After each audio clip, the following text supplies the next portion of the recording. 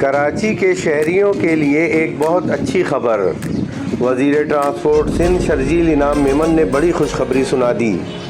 BRT منصوبے پر رکے ہوئے کام کا پھر سے بھرپور طریقے سے آغاز۔ سندھ کے وزیر ٹرانسپورٹ و اطلاعات شرجیل انعام میمن نے اتوار کو ریڈ لائن BRT منصوبے کا تفصیلی دورہ کیا اور اس منصوبے پر جاری کام کی رفتار کا جائزہ لیا۔ اس موقع پر وزیر ٹرانسپورٹ کو جاری تعمیراتی کام پر بریفنگ دی گئی۔ میڈیا سے گفتگو کرتے ہوئے وزیر ٹرانسپورٹ کا کہنا تھا کہ حکومت سندھ کی پہلی ترجیح عوام کے مسائل کا حل ہے۔ ریڈ لائن BRT پر کام دوبارہ شروع ہو چکا ہے۔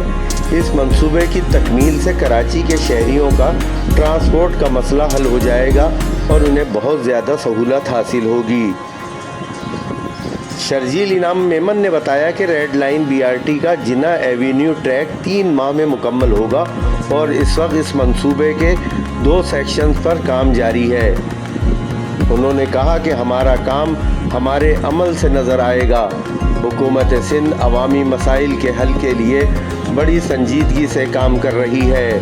ریڈ لائن BRT منصوبے کے تعمیراتی کام میں تاخیر ہوئی اور شہریوں کو مشکلات کا سامنا کرنا پڑا، جس پر ہم معذرت خواہ ہیں، لیکن اب ٹرانسپورٹ ڈپارٹمنٹ دن اور رات کام کر رہا ہے۔ کراچی میں یلو لائن BRT پر بھی کام شروع ہو چکا ہے۔ شرجیل انعام میمن نے کہا کہ پاکستان کی ترقی کی راہ پر جا رہا ہے، لیکن کچھ لوگ مایوسی کی باتیں کرتے ہیں۔ ملک کے فائدے کے ہر کام اور ہر فیصلے میں پیپلز پارٹی ساتھ ہوگی۔